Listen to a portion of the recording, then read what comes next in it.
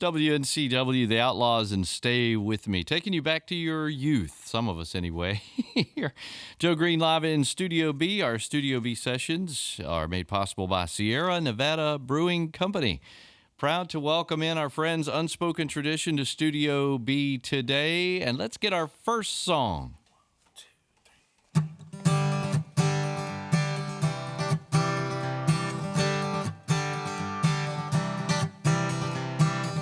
Would you tall pine shade me from the sun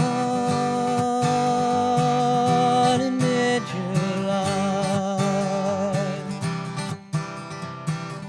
Would your ocean wash away my tears if I should cry? Would your mountains give me clarity that I might see? Carolina, and I was Tennessee.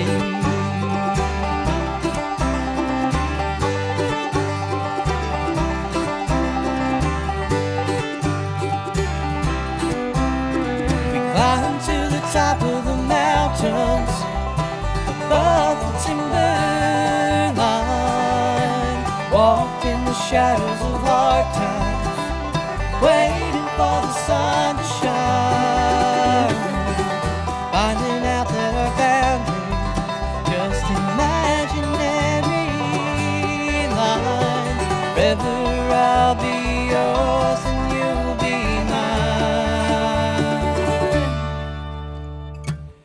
I will give you the mountains of majesty to show my I would give you the colors of October leaves if you should blush.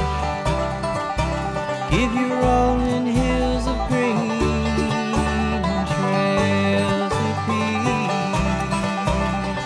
If you were Carolina and I was Tennessee.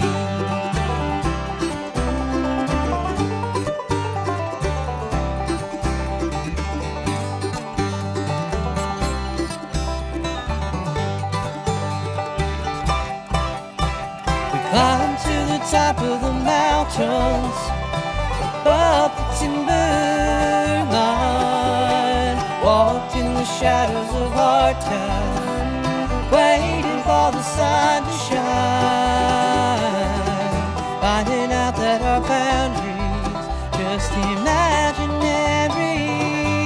lines. Ever I'll be yours, you'll be mine. Together we'll lie side by side for eternity. You were Carolina and I was Tennessee.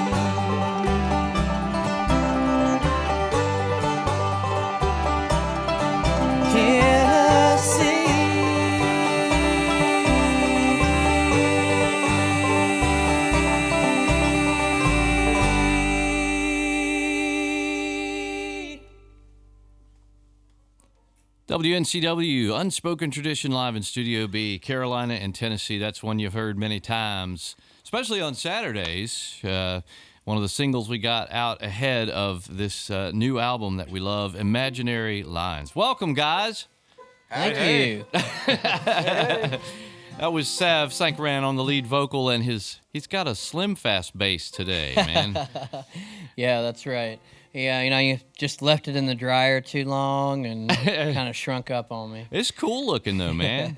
Very, I don't know, Art Deco looking maybe or something. I don't know. Do you mind if I introduce everybody?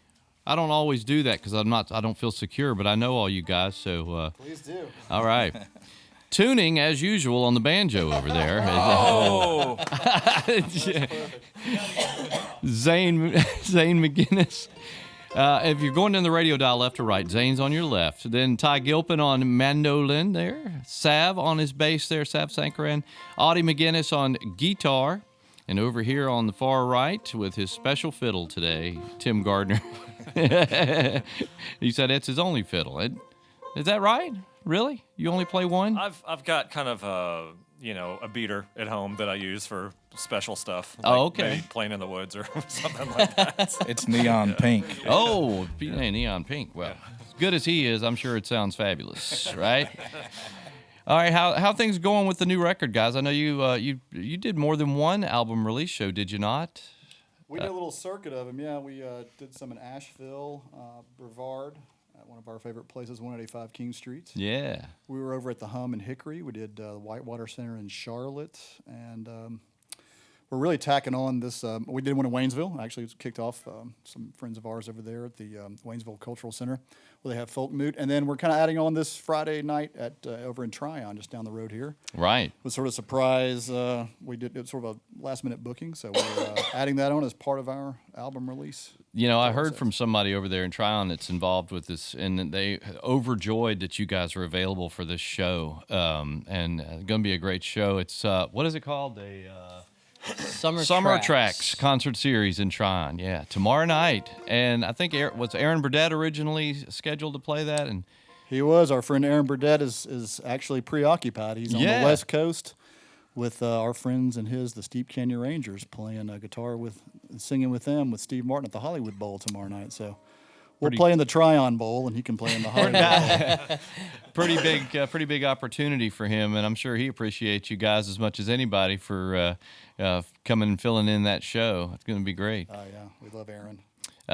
This new album now, we played Carolina, Tennessee, of course. I think some of the other singles I got ahead of it, Irons in the Fire and Back on the Crooked Road.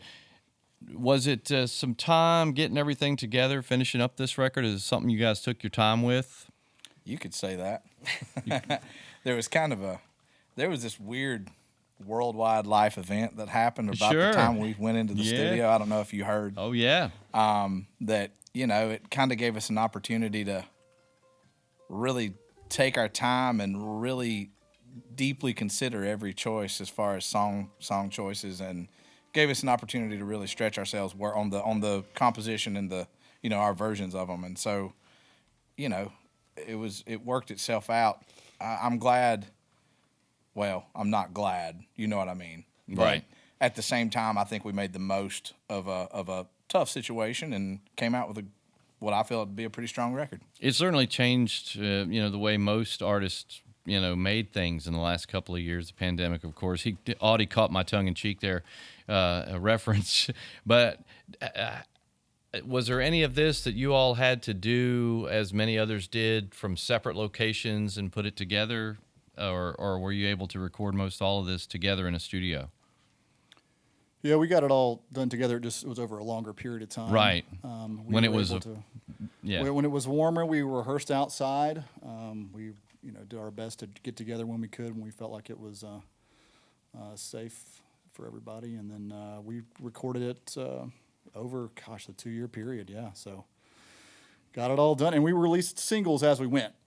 We started releasing the first one, I think, back in 2020. Yeah. So, and then we released, I think, 5 or 6 prior to the actual full album dropping. Yeah. So I believe I have all those singles, and then we'd been playing Lookout Mountain a lot off this record. But then I noticed, in recent days or weeks or whatever, that Bounty Hunter is coming on strong, and that one it didn't surprise me because it's a great song, but I don't know. I try to keep up with things, but all of a sudden, Bounty Hunter is like, pow, it's coming up there. So was that a surprise for y'all, or just how the music business moves and how the programmers take on to the records and stuff?